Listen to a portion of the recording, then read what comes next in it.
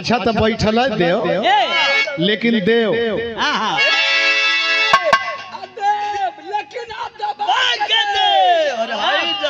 इतना तोप जिसन लगावत है वही का चीज हुआ है तो दबाई के दे तनी सा दे। आज देखी तो कितना दबावे लेता है।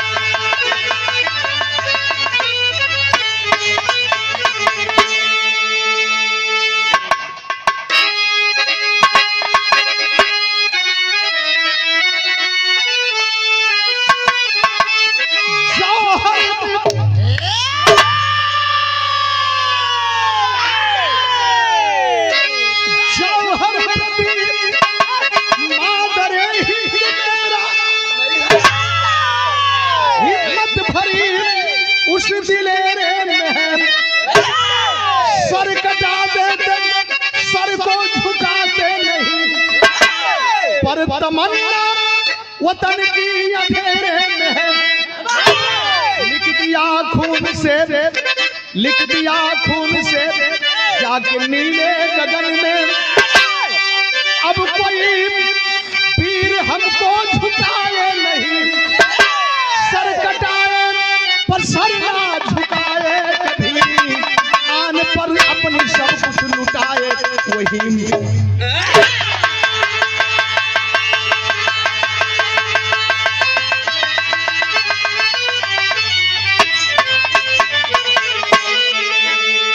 अंजनी साहब बैठे हैं, सम्मान करते हैं उनका।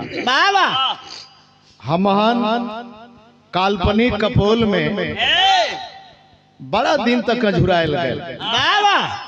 पहलवा गावल जा, हम बेचन भैया गावल गल एक ठे बिरहा गाँव में बन्नार राजा का, बन्नार राजा का एक ठे कुकुर रहे तो वो बन्नार राजा भइल। एक ठे भैवा रहल तो फलाने जगह का राजा भइल। इकुल गावल जा मन पहले, लेकिन जब से दिमाग में बात आई, सच्चाई सामने आई, सब कुछ समझ में आ गया। हनुमान इतना मेहनत कैले, भगवान अंतर्यामी रहले। लोग कहला कि लीला कैले, दर दर भटके, हे खग मृग हे मधुकर सैनी, तुम देखी सीता मृग नहीं। उनके पता रहल, ते लोग कहले कि लीला कैले, लीला कैले। अंतिम में जब बर्दाश्त ना भैल, जब बर्दाश्त ना भैल तो अपने आप डूब के आत्महत्या कैले न सरजू नदी। गलानी भइल कि मैंने बहुत बड़ा अपराध किया है, बहुत बड़ी गलती किया है। रावण के लोग कहला कि राक्षस, रावण राक्षस नहीं था, रावण तो विद्वान था, ब्राह्मण था, पंडित था, जो वेद को समझे वही विद्वान है। लेकिन लोग कहला कि ये पहले से बतावल गया है कि सीता जई है, बड़ी बड़ी विलंबना है।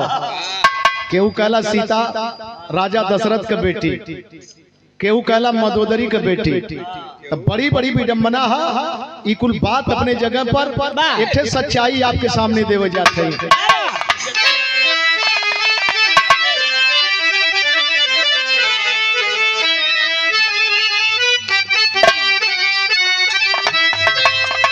अल्लाह करम तू करना,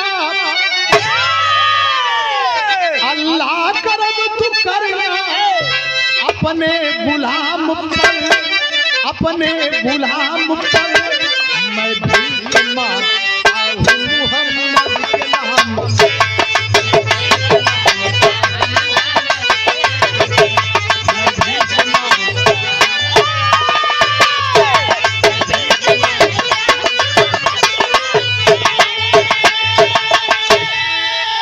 भग जाओ पागी पागी, ना तेरा गुजारा ना तेरा गुजारा, हम हिंद के सिपाही कश्मीर हमारा।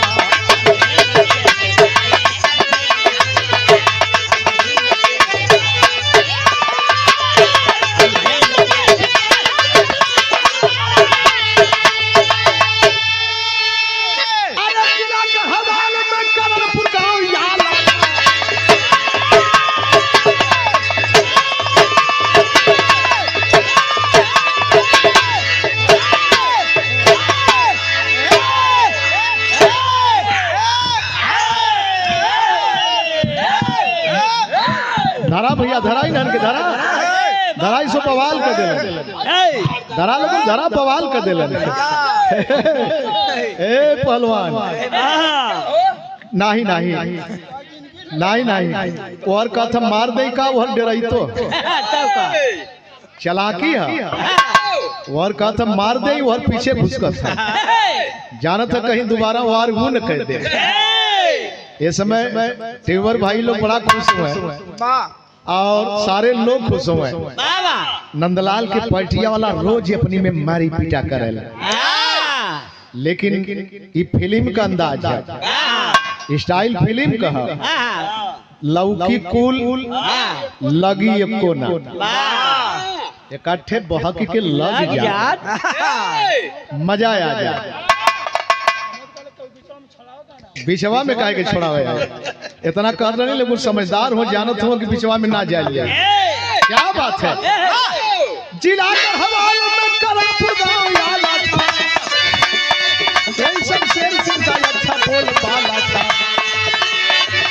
बेचारा हिम्मत सिंह फौजी जवान है, तैनात जम्मू चौकी पर भारत किसान है। आया है घर पर हर फौजी रुआब ले, शादी किया गौरी से दिल में गुलाब ले। अभी सुहाग रात पर सूरज की छाया है, कभी सीमा से नाहर को संदेश आया।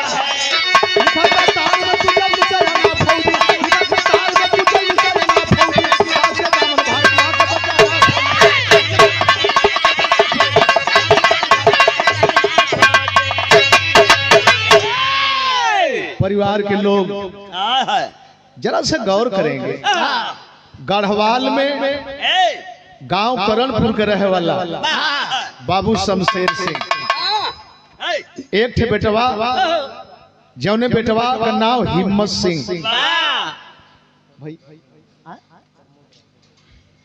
यहाँ नंदलाल नदी से छोटा कोई होबे न करे, सारे लोग बड़ा हुआ लोग आए हाय इतने ना।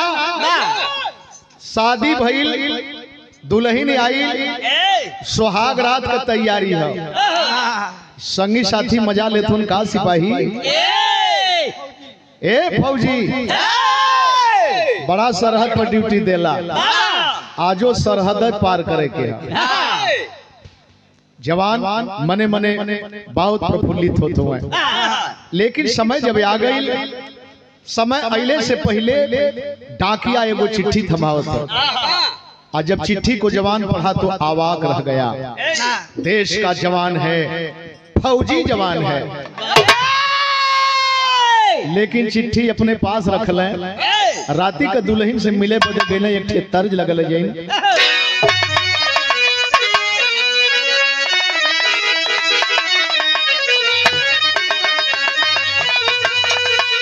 कोरी कहतरी सासु दहियर जमावली, कोरी कहतरी सासु दहियर जमावली।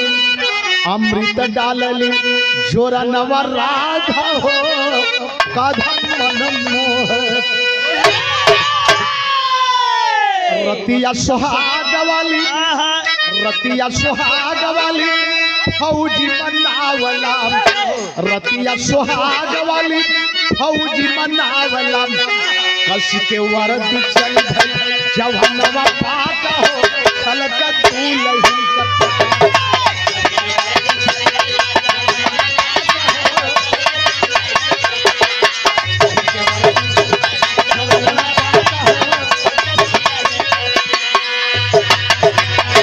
जाता जात दुल्हन पैर पकड़ के हटल खल है रतिये भर का मौका है रात भर खेला गोल्डन नाइट है ना सुहाग रात के गोल्डन नाइट कहल जाला। दुल्हन कलश की मतलब कल ड्यूटी पे जाए के हम कलश की हमके अजमावत हुआ अरे वह से चल गल होता हमहू कोनो बाप का बेटी है। सुबह होता है रात में खेले और जब सुबह भेल विदा कैली गौरी उतारी के रतिया विदा कैली गौरी उतारी के रतिया हमारा से नीक धरतिया कन्नाटिया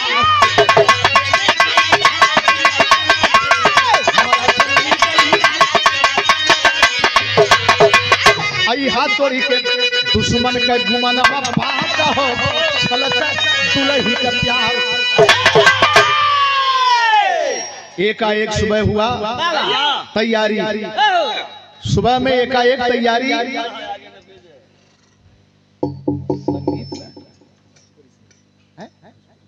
भोजपुरी संगीत चैनल के मालिक विजय बाबू सैदपुर मारूमपुर कटघरा सैदपुर भीतरी का नाम सुने होंगे ऐतिहासिक धरती है पूरे विश्व का मध्य माना जाता है। आप उस धरती से चल के आए तथागत महामानव भगवान बुद्ध की निशानी वहां पर यादगार के रूप में आज भी दर्शाती है वहां की कलाकृतियां। बहुत बहुत बधाई देते हैं। इतना ना सुबह में एकाएक तैयारी परिवार के लोग जल रहे गांवपुर के लोग जल रहे भैया सिपाही 1 महीना के छुट्टी रहले कहला 1 मिनट रहल हमरे लिए कायरता है। जवान को लोग विदा करते हैं। जवान अपने हेड क्वार्टर पहुंचा और जब हेड क्वार्टर पहुंचा तो हेड क्वार्टर से जवानों की ड्यूटी लगाई जा रही है। एक लाइन संकेत है सरहद के लिए लगाई जा रही है।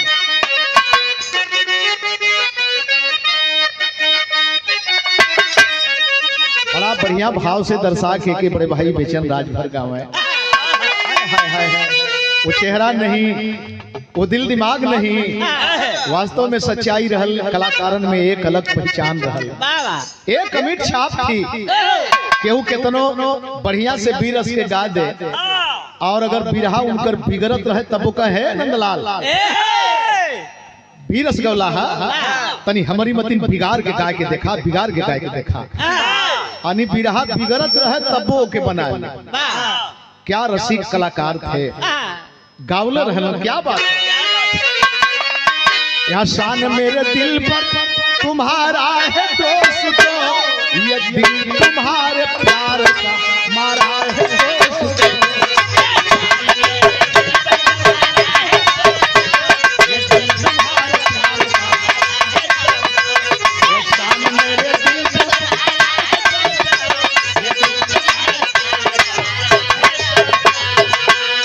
आया है हेड क्वार्टर ले उछाही बहादुर आया है हेड क्वार्टर ले उछाही बहादुर वर्दी में सभी के देश का सिपाही बहादुर।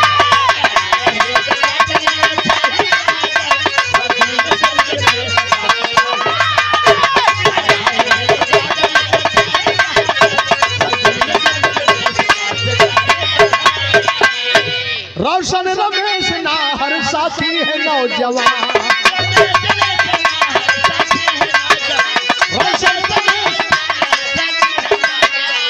हिम्मत सिंह के अब साथ है नासिर बने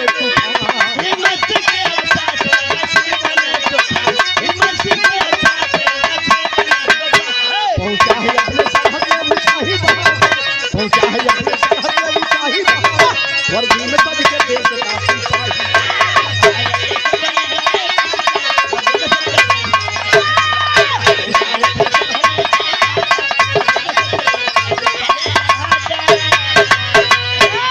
आए हाय 6 जवानों की टीम बना करके भेजा जा रहा है। भैया आ बंद कर देहल जा सु समझ में बात न आवे। बड़ी पहचान है नंदलाल के माटी पर, बड़ा सम्मान है बाबा। यही से तो बतौली है कि केवल नाम सुनली सुदर्शन कवि के घरे गावे के है। हमने कहा अरे वाह ये अच्छा मौका, स्वर्णिम मौका नंदलाल अभी के लिए। और तुरंत यश किया 7 बजे जिन पहुंचिए। केहू ये न कह पावे कि पहचान में अनजान बन के काम कर। आप सबके हमारे प्रणाम नमस्कार। लेकिन जब सरहद पर गईले तो 4 जवानों का अलग पोजीशन है, 2 जवानों का अलग पोजीशन है। लेकिन गईले के बाद पता चला दुश्मन बड़ी ऊंचाई पर है। हम करेंगे क्या? एक लाइन संकेत है, रजा कैसन संकेत है।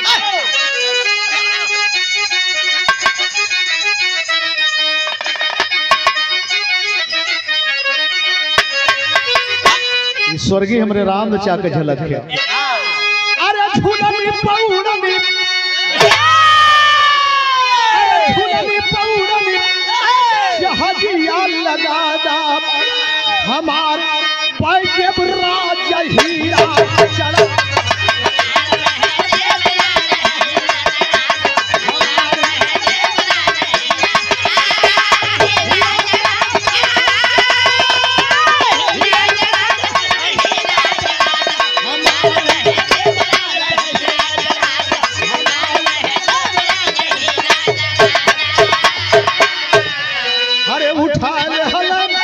उठा ले हलन ज्वान बारूद और गोला।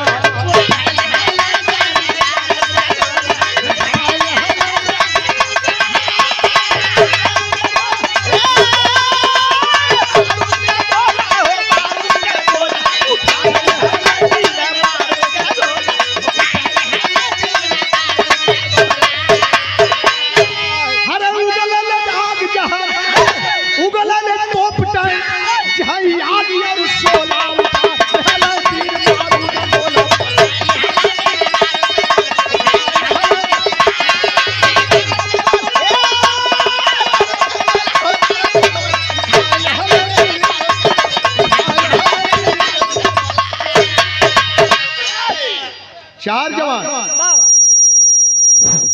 भैया तब हम मान ले जा कि मैलिया से लइका भैल, मुहे से लइका हो जाए, नाकी से लइका हो जाए, कानी में से लइका हो जाए। ताक दहले से अब बतावा कान में अंगूरी जैबन करी लइका कैसे हो जाए?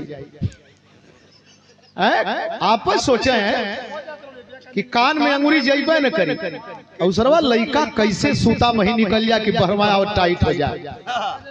और ओकर नाम जानत हुआ कर्ण जैसन बहादुर के लोग कान में से पैदा कर दे। कर्ण जैसे बहादुर को बड़ी बड़ी विडंबना है। जैसे अर्जुन भी हिला आ मेहरारू आज अगर एक मेहरारू पर 2 मर्द हो जाए तो शिकायत का पात्र बन जाए। 2 ठौरन के रखले आ कुंती के 5 ठौरन के रखवा दे।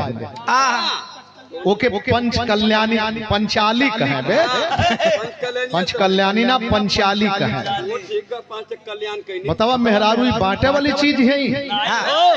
धनुष तोड़ना अर्जुन बियाह भैल अर्जुन से माई से कहला कि माई एगो फल लिया नहीं कली की बांट के खाला त माई का वचन बांट के खाए बदे बतावे के ना कि फल ना हमारी मेहरारू बांटे वाली चीज ना फल बोलना लो मेहरारू माने फल।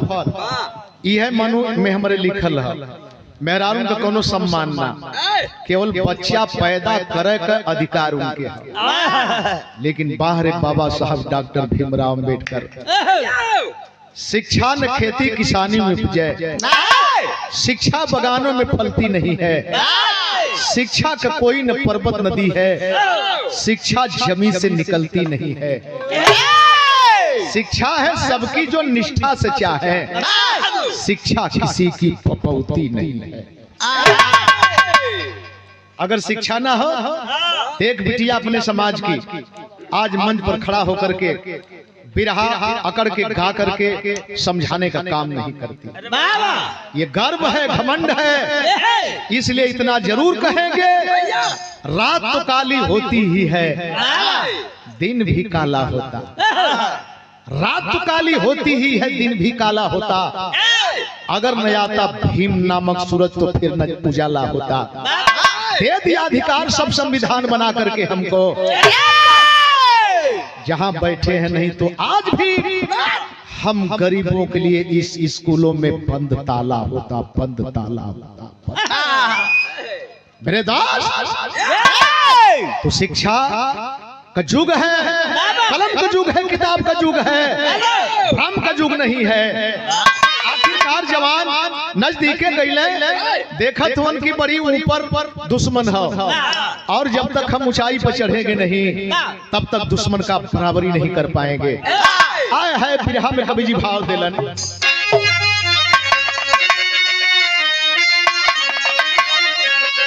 हरे जवनिया जौहर ज्वाला बन गई, जवनिया जौहर ज्वाला बन गई, निकला वतन यान से लाल लहू का प्याला।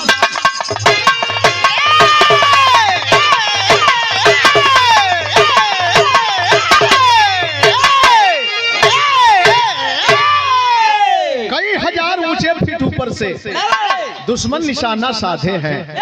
देखे हैं 4 जवानों को जो पीठ पर गोला बांधे हैं, दुश्मन की गोली निकल पड़ी, दुश्मन की गोली निकल पड़ी, माता की ममता सिहर उठी, 4 जवानों की लाश खूनों के अंदर लसर उठी। 2 जवान हो गए लुप्त, ना इनका अब कुछ पता चला। 7 दिन तक हुई खोजाई गम में भारतीय वीर भला। पूछे अंजनी साहब से, ये सरहद का माहौल है, देश के जवान हैं, हमारे भाई हैं, लेकिन हम आप सबके शान है, गौरव है। ये सरहद की बात है मृदास। आए है 4 जवानों को एक तरफ से भेजा गया, आप ऊपर चढ़े। 2 जवान एक तरफ से ऊपर चढ़े, लेकिन 4 जवानों पर नजर पड़ गई दुश्मनों की जो पीठ पर गोला बारूद बांधे हैं। ये भारतीय सैनिक हमारे ऊपर आ रहे हैं, साध करके निशाना वहीं से मारे। आए है 4 जवान नीचे आ गए, आज जब नीचे आ गए तो उन्हीं के शरीर का गोला बारूद फटा, पहाड़ी उड़ गई, उनके चिथड़े चिथड़े का पता नहीं। तुरंत शिनाख्त हो गई, शिनाख्त हो गई कि 4 जवान हमारे अभी अभी जो गए हैं शहीद हो गए। लेकिन उस पहाड़ी के फटने पर 2 जवानों का पता नहीं चला। 4 जवानों की तो शिनाख्त हो गई, लेकिन 2 जवानों का पता नहीं चला। 4 जवानों की खबर घर पर पहुंच गई, लेकिन 2 जवान के लिए 7 दिन भारतीय हमारे जवान, हमारे अफसर खोजते रह गए। 8वां दिन जाके लोग फैसला कर दिए, इस बिंदु पे आ गए, पहाड़ी फटी, 4 जवान उस समय गोला बारूद के फटने से उड़ने से मर गए। उसी पहाड़ी के फटने से 2 जवान भी कहीं घायल होकर के मर गए होंगे, दबा गए होंगे। इनके भी घर पर 8वें दिन खबर गई, लेकिन जब घरे खबर गई तो तर्ज लगल,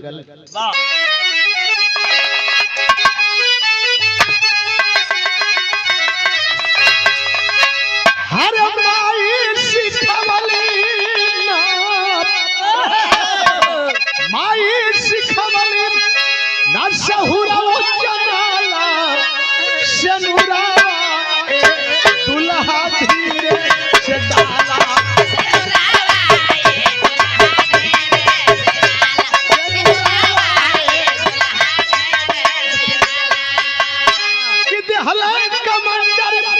खबर भेजवाई, जवाना हो कैले रण में मराई।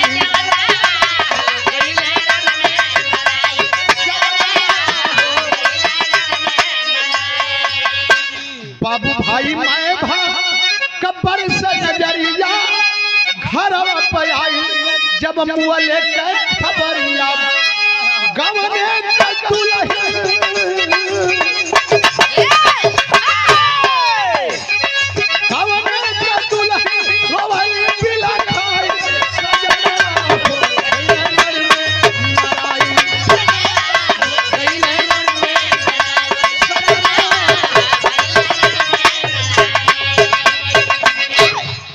हाय हाय 8वें दिने खबर जब घरे गई, करणपुर में जब खबर गई हो भैया, हाय हाय मचल पूरा इलाका के लोग दरवाजे पर, आय हाय दुल्हनिया का दांत लग जाए, पानी छिड़क छिड़क के लोग होश में ले आवे भैया। एक कई दिन ना भैया हो सिटी न दे, एक कई दिन अपने पति के साथ खेलल और खबर आवत है कि विधवा हो गई।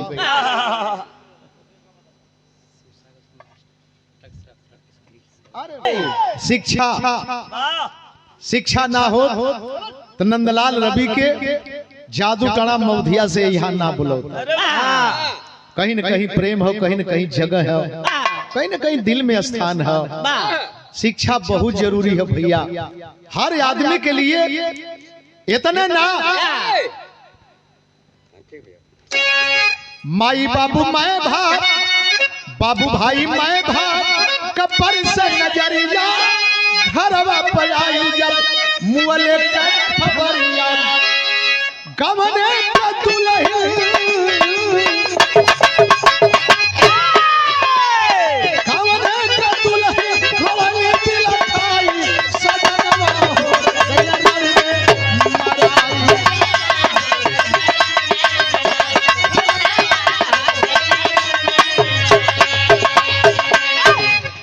तमाम लोग जुटल हुए, सबके मुंह से यह निकलत है कि भगवान ई का कह देहला, कैसे बीती वो कर।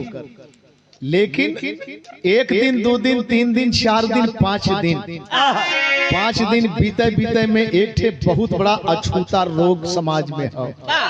बाहरे समाज, बाहरे लोग 5वां दिन एक ठे गजब होके जाता। का गजब होके जाता?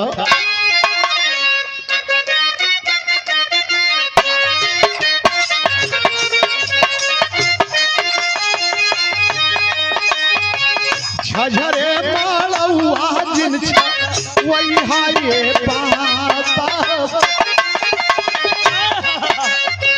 झझरे मालौआ जिन वही हाये बाबा, लागी सजाना के धाम हो।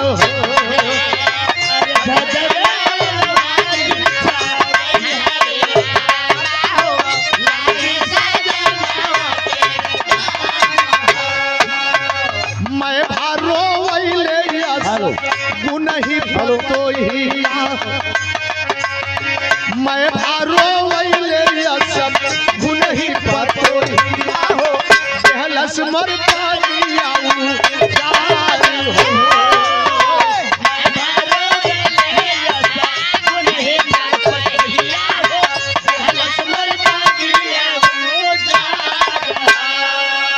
आय हाय हाय हाय इतना दिन वो लक्ष्मी रहल, घर का लक्ष्मी रहल, और जब ये घटना घट गई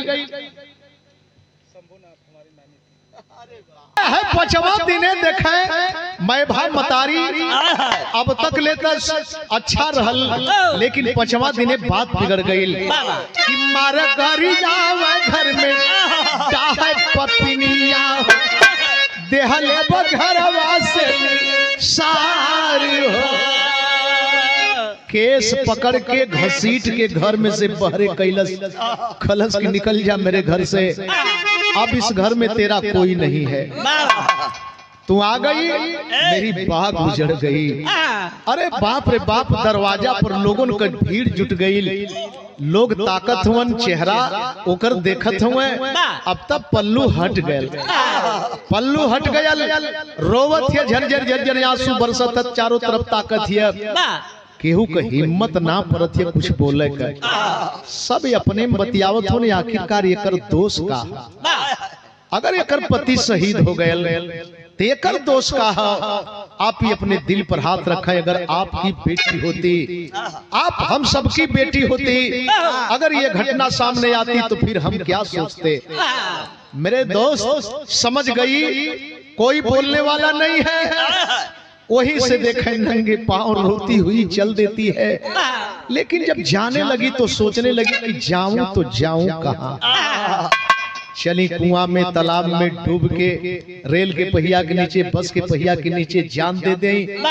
आय हाय कौनो हर हिताई चल जाई, नैहर चल जाई, मौसियाने चल जाई, लेकिन जहां जाई ये ताना का परछाई हमार पीछा ना छोड़ी।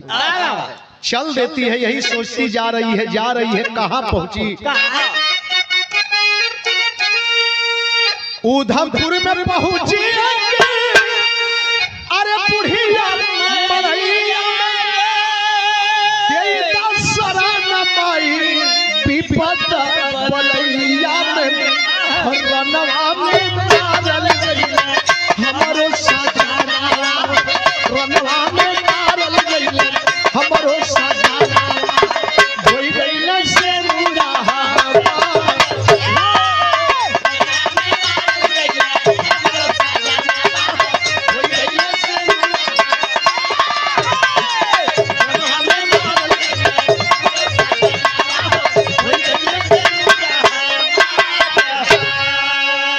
उधमपुर स्टेशन के पास पहुंच गई।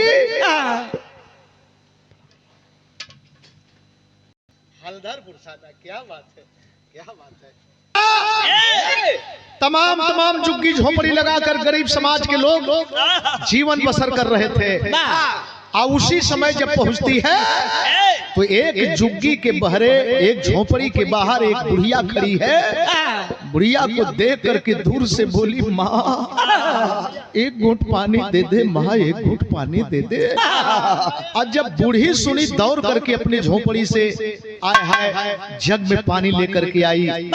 एक तरफ पानी पीती है, एक तरफ तरतर तरतर आंसू चलत था।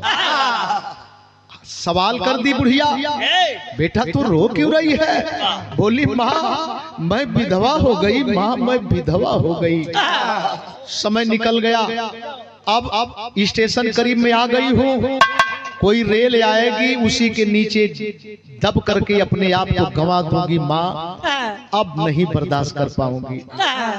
क्यों बेटा क्या बात है? कलश हमार पति शहीद हो गई ले।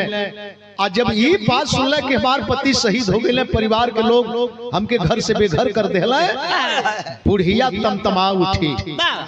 बुढ़िया तमतमा उठी, कहीं तेरा पति शहीद हो गया, तू शहीद की बेवा पत्नी है।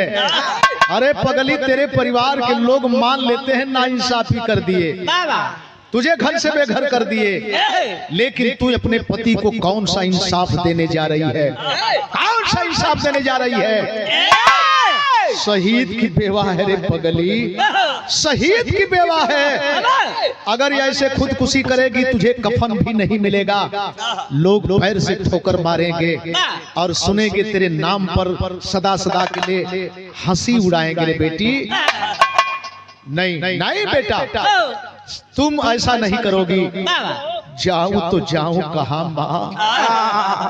एक बुढ़िया की हिम्मत देखें, कोई आगे पीछे नहीं है, कहीं तू कहीं नहीं जाओगी, तू मेरे झोपड़ी पर रह। जानती है मैं क्या करती हूँ? ये तो गजब हो गया। जानती है मैं क्या करती हूँ? मैं भीख मांगती हूँ बेटा, एक रोटी पाऊंगी, अब आधा तुम खाओगी आधा मैं खाऊंगी, बिता लेंगे। एक शहीद की बेवा एक बुढ़िया भिखारन की झोपड़ी पर उधमपुर स्टेशन पर रहने के लिए मजबूर हो गई। ये हमारी कमी नहीं है, यहाँ की बात यहाँ छोड़ दें, तनी चले वहां पर जहां दो जवानों का पता नहीं था। 4 जवानों की शिनाख्त हो गई, लेकिन 2 जवान का पता नहीं था वो थे, लेकिन कहां थे, किस पोजीशन में थे।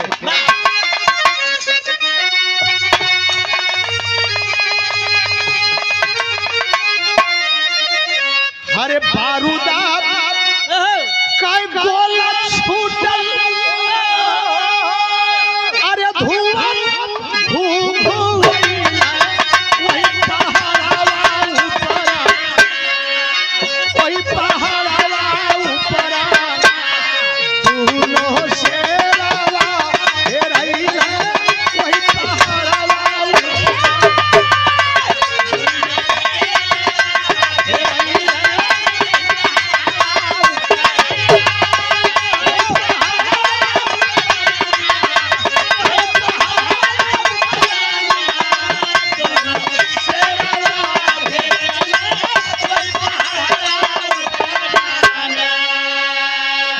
गिरत परत गईल झेलम नदिया के किनारवा वही पहाड़वा ऊपरा वो पहाड़वा ऊपरा पहल है पानिया के धारवा वही पहाड़वा ऊपरा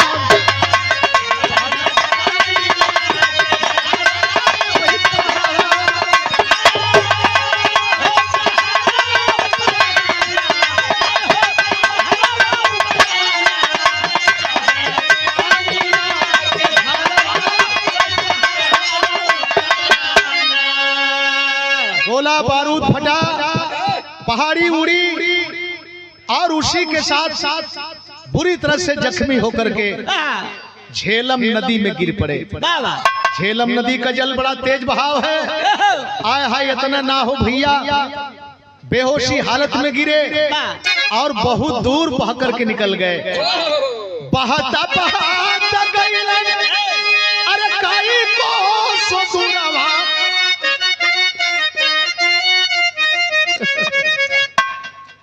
अरे वाह सवा वाला तो लोग ना टेप करत वाला हां के चाहिए काट दे तो रिकॉर्ड ये लोग हम हनो पैसा पावत है तो ये लोग सोचत हो कि ई पैसा काहे के ले हम लोगन खाली गवत है काहे ना ले। हेलो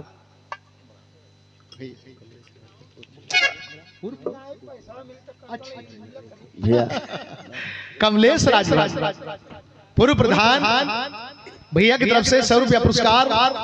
बाहर प्रेम हमारी नानी थी, क्या भाव है नानी के प्रति, क्या श्रद्धा है परिवार का। बहुत बहुत प्रणाम करते हैं, सादर सम्मान करते हैं। लेकिन होता क्या है, गिर बहत बहत गई कई को ससुरवा वही पहाड़वा वही पहाड़वा ऊपर देखला मल्लाह के ठोकरवा वही पहाड़वा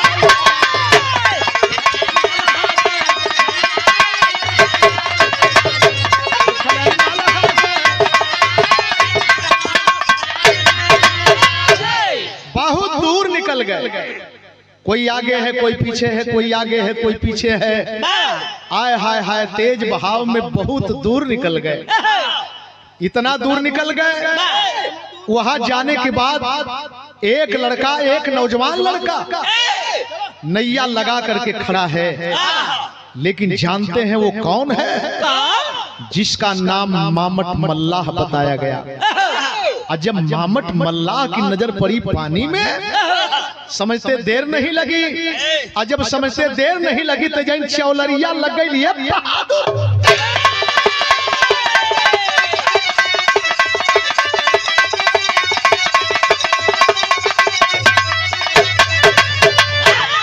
अरे पारी उमर कमर लचकनिया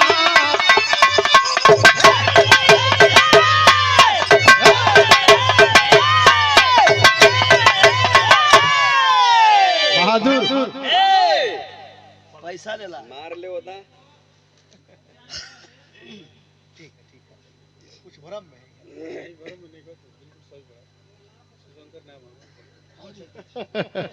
शिव शंकर भैया बड़ा प्रेम है, बड़ा अथाह प्यार है। ये 100 रुपये पुरस्कार बहुत बहुत प्रणाम करते हैं। बड़ी बड़ी गीत में गवाई। अरे बाबा हम क्या बोलाऊं महरामा, बाबा हम क्या बोलाऊं पानी के बहाना हो सजनवा कैसे लाई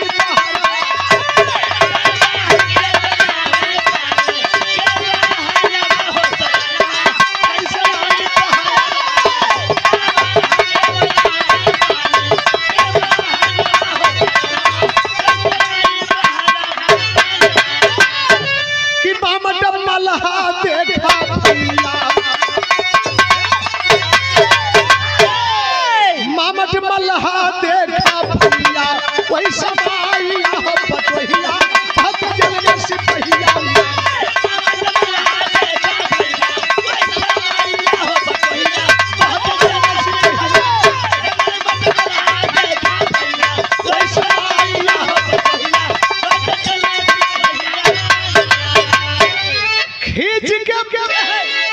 उन्हें किनारे लाया, जीवित लाश दोनों की पाया, जीवित लाश दोनों की पाया, कुछ रख पास में भाई, सुंदर नाविक दिया बनाई, सुंदर नाविक दिया बनाई, लगन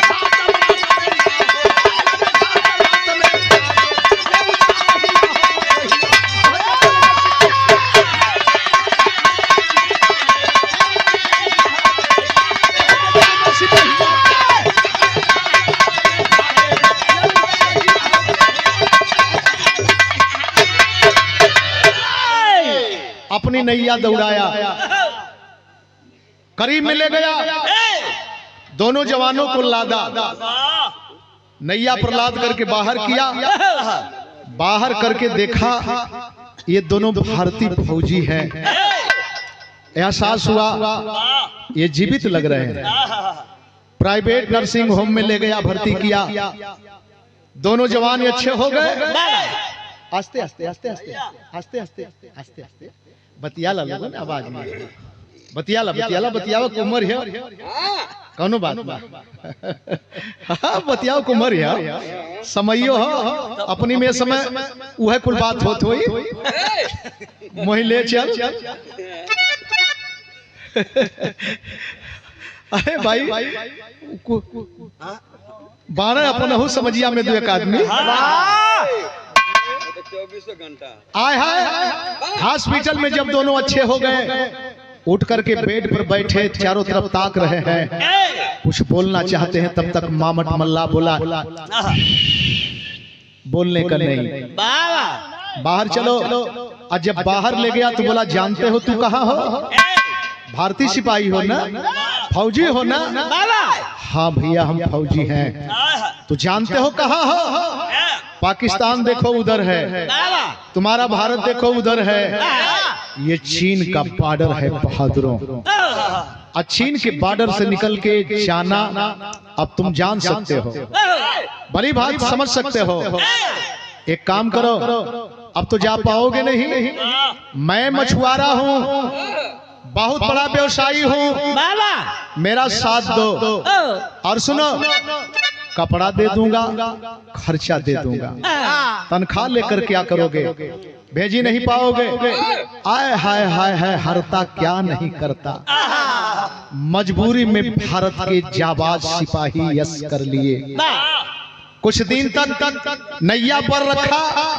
अच्छे दोनों पायलट हो गए जब अच्छे चालक बन गए सीटी देते हो भैया अच्छे चालक बन गए आए हाय एक दिन रात में दोनों के दोनों आपस में मंत्रणा कर रहे हैं क्या हम भारत के जाबाज सिपाही हैं जिस भारत को विश्व गुरु कहा जाता है और हमें एक मल्लाह चीन का बंधक बना के रखा है बाबा साहब डॉक्टर भीमराव अम्बेडकर कहा करते थे जिल्लत की जिंदगी से बेहतर इज्जत की मौत होती है तो हम क्यों 100 साल की जिल्लत की जिंदगी जिए हम इज्जत की मौत गले लगाएंगे और आज हम मामट मल्लाह के बंधन से मुक्ति लेंगे आय हाय हाय है रात में मध्य रात्रि में दोनों जवान करते क्या है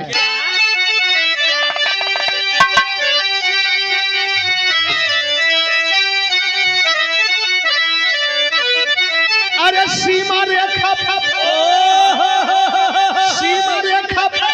पार की हम जोली होली खूनों की चलाए दिया मामट दोनों पर गोली होली खूनों की नैया खोले बिफोर दौड़ाए कुछ है दूर गए और तब तक मामट मल्ला की नींद टूट गई देखा दोनों नहीं है अरे वो भाग रहे हैं नैया दौड़ा करके साध करके निशाना अपनी गन से गोली चला दिया आय हाय हाय हाय पंकज के छाती को गोली पार कर गई जुट गए भारतीय तट रक्षक अब आज रात में सुनी के हम पंकज की लाश लोहू में नाचत देखी के माथा ठनके हो अरे हम हिम्मत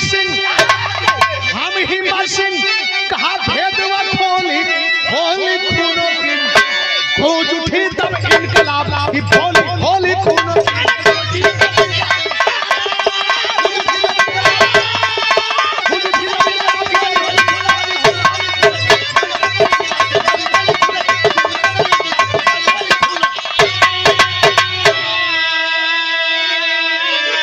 गोली की आवाज सुने भारतीय तटरक्षक के जवान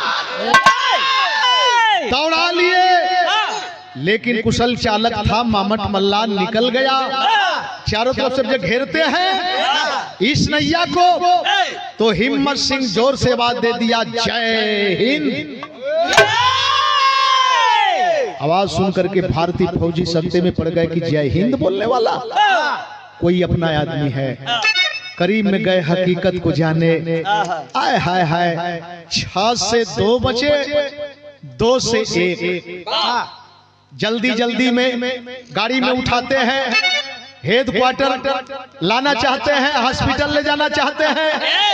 तब तक पता चला कि पंकज की दम टूट गई। हेड क्वार्टर ले गए, हेड क्वार्टर से पंकज को उनके मुकामी गांव पहुंचाया गया। मुकामी गांव पहुंचाने के बाद साथी साथ में गए, चीता सजाया गया, लाश रखी गई, सलामी दी गई। मुखाग्नि देने के बाद मेरे दोस्त, जब चीता के साथ में लाश जल करके राख के रूप में परिवर्तित होती है तो फौजी जवान अपने गाड़ी पर बैठते हैं, वापस जाने के लिए चल देते हैं, सलामी लेकर के चल देते हैं। लेकिन जब आए हाय हाय हाय स्टेशन के करीब में आते हैं, उधमपुर स्टेशन के करीब में आते हैं तो एकाएक हिम्मत सिंह को ख्याल आया, बोला जवानों कृपया हमको यहीं पर उतार दें, यहाँ से हमारा घर कुछ ही दूर है, हम चले जाएंगे, आप लोग जा सकते हो। बोले जवान जैसी इच्छा जवान। देखे हिम्मत सिंह को उतार करके जवान चल देते हैं। लेकिन जब हिम्मत सिंह अकेले बचे तो स्टेशन के प्लेटफार्म पर जाते हैं। अब पहले ही प्लेटफार्म पर गईले तबले पिरहवे गजब हो गई।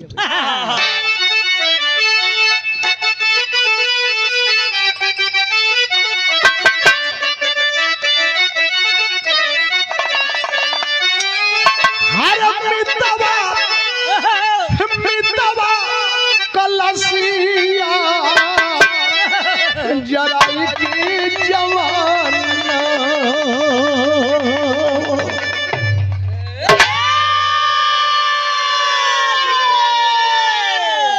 पहुंचा उधमपुर स्टेशन नवा की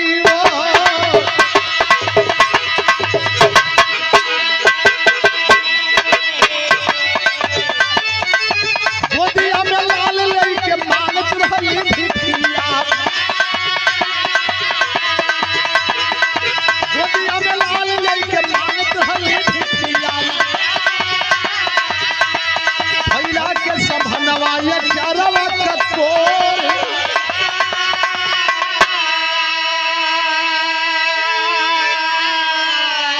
पहले ही प्लेटफार्म नंबर पर पहुंचा।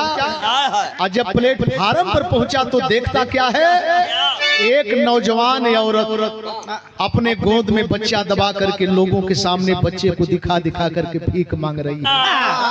देख रहा है, अभी पलक गिरी ही की, अरे पहुंच गई हिम्मत सिंह के पास में पवैया।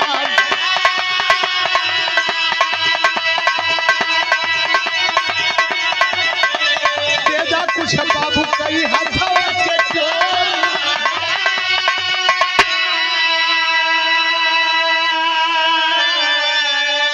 आय हाय ताकत हूं तबले पहुंच गई और हिम्मत सिंह के सामने जाके बोली, बाबू आप भी कुछ दे दें, बाबू इस बच्चे के लिए आप भी कुछ दे दें।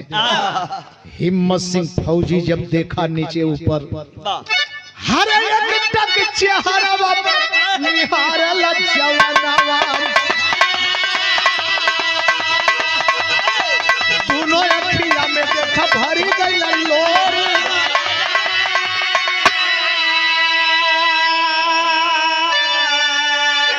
अवाक होकर के आंखें फाड़ फाड़ के नीचे ऊपर देख रहा है। आंख में आंसू आ गए, रुमाल निकाल करके पोंछ रहा है और यही सोच रहा है, हम सकल लगैले जैसे गौरी मोर दुल्हनिया, हम सकल लगैले जैसे गौरी मोर दुल्हनिया। यह सोचत लखिया से पूछा लगलियो,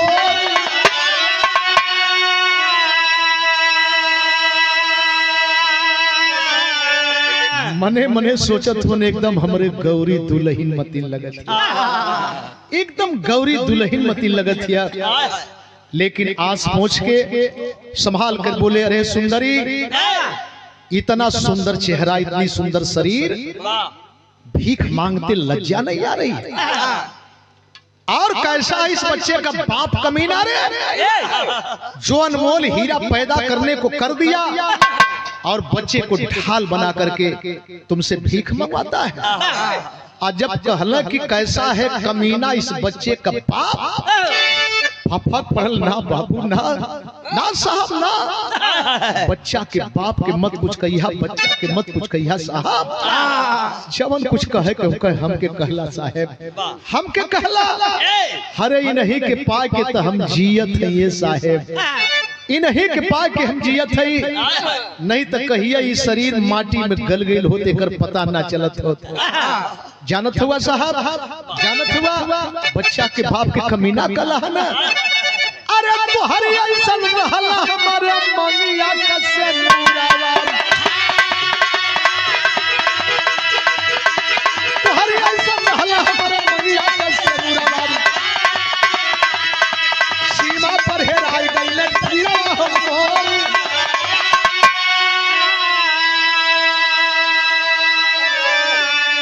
ए साहेब, एक दिन के ससर्ग से ई निशानी दे के चल गईले और गईले तो शहीद हो गईले, फिर ना आइले साहब। घर से बेघर होके इन्हीं के पाए की जियत है साहब, इन्हीं के पाए की जियत है। कमीना मत कहा साहब, कमीना मत कहा। हरे जब वर्दी पहिर के चलना तो एकदम राउरा मती लगत रहे साहब, राउरा मती लगत रहले। आखिरकार बर्दाश्त ना भल, कहा जवान की सुंदरी तुम्हारा नाम क्या है रे, तुम्हारा घर कहाँ है, का करबा पूछ के साहब, का करबा पूछ के वो हर रोकत भी है, वो हर भवा की देहलस। हरे नौवा पकौरी मोर करनपुर ससुरिया, मैं भवाई कैली ही अरवा कठोर,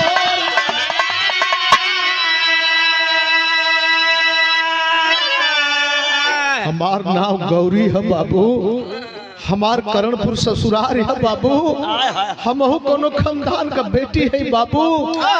आज जब ही सुनले कि हमार नाम गौरी है, करणपुर ससुरार है, अरे रुमलिया फेंक देले। अरे यतना सुनत धैला भरल कवरिया, यतना सुनत धैला भरल कवरिया, झूठे नर नारी मचल भारी शोर।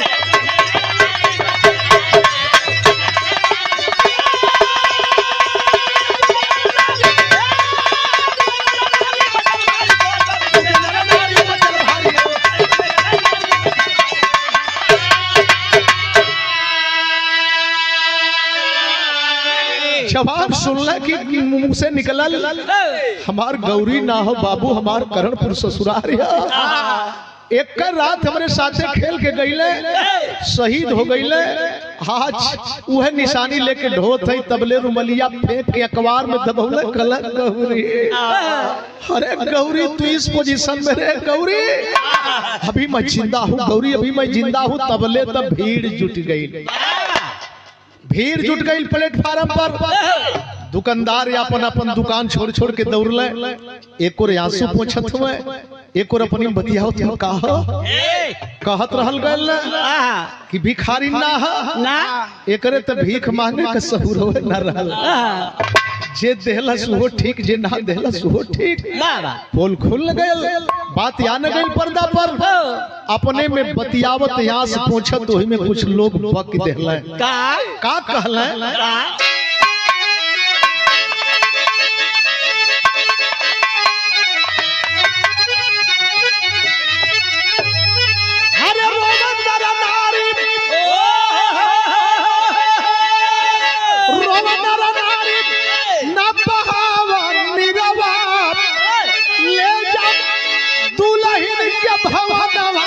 भारत का हीरावा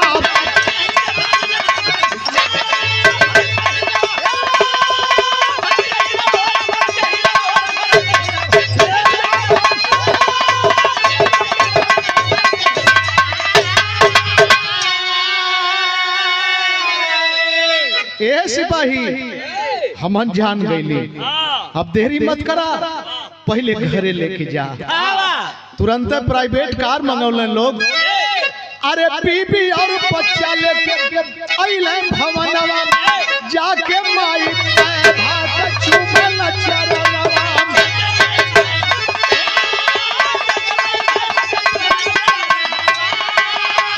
अरे देहलु भगवान नहीं बुझलु पीरवा ले जा दुल्ही के भवनवा भारत के हीरावा गाड़ी में बैठौले आ स्टेशन से अपने गांव करणपुर गईले मतारी के देखले दौड़ के गोड़ पड़ले बाप के गोड़ पड़ले तब लेता धीरे धीरे गांवपुर के लोग जुट गए कहो हिम्मत सिंगाल हुए देखत हो तो दुल्हन बा एक ठे बच्चा बा लेकिन मतारी के सामने जाके जब माई रोवे लगनी कहला माई काहे रोवत हो मत रोवा अरे रोवे के तो हमके हो गए तो औरत है मतारी है कम से कम तोहके तो परखे के चाहिए मान ला अगर तोहरे बेटी हो ओकरे सामने ही समस्या हो जा तो ओकरे साथे का इहे व्यवहार हो तो के ठीक लगत इहो ना पहचान कैलू के ओकरे पेट में हमार खून पल था घर से बेघर कर देलू माई अच्छा कैलू तो के लालच हो गई कि बेटा मर गयल तो ई रह के का करी ना माई एकर तो कोनो दोष है न रहल लेकिन तोहके लालच हो गई तो तुम मतारी हो हम देश का रक्षक हई भारत मतारी का सेवा करीला हम तोहरो सेवा करीला एक काम करा माई अरे तोहसे नीक तो भीख मांगे वाली मतारी निकलल अगर वो न रहल हो हमार बीवी बच्चा हमके न मिलता है त लेके रह माई अपन घरवा दुआरवा लेके रह माई अपन घरवा दुआरवा आ तोहरी ऐसन माय भाग करना चाहिए दुलारवा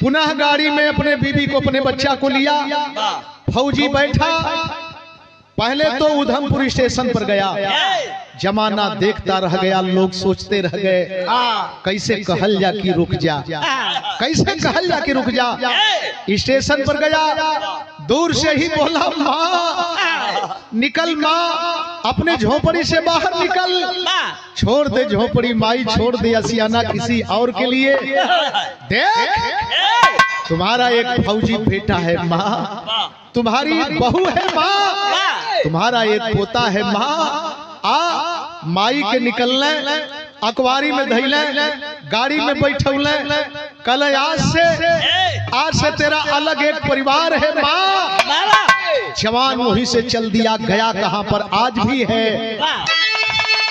अरे लायल लायल पूर्व में बस गया जाके पीरावा ले जा दुल्ही के भवनवा भारत के हीरावा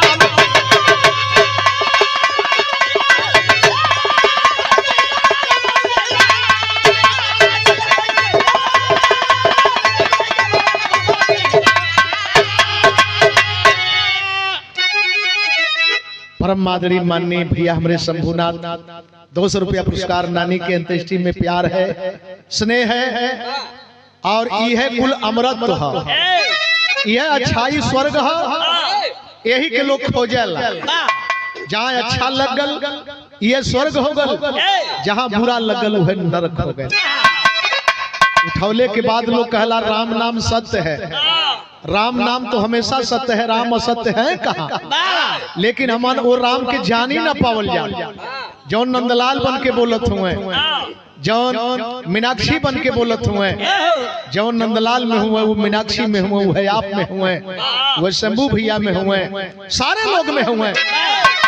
लायलपुर सुखदेव के भगत सिंह सुखदेव राजगुरु जो थे, 23 मार्च को जिनकी फांसी हुई, सुखदेव का ननिहाल लायलपुर, और लायलपुर में जाकर के आशियाना बनाए। आज भी वो नौजवान हिम्मत सिंह अपने आशियाने पर अपने माँ को लेकर के है बूढ़ी। गुरु बिहारी गुरु गणेश गए, खत्म हुआ दस्तान विमल चंद्रिका कवि केशव बच्चन से प्रेम। जवानिया जौहर ज्वाला बन गई, जवानिया जौहर ज्वाला बन गई, मुसाफिर नंदलाल जब देखे सब माला, जवानिया जौहर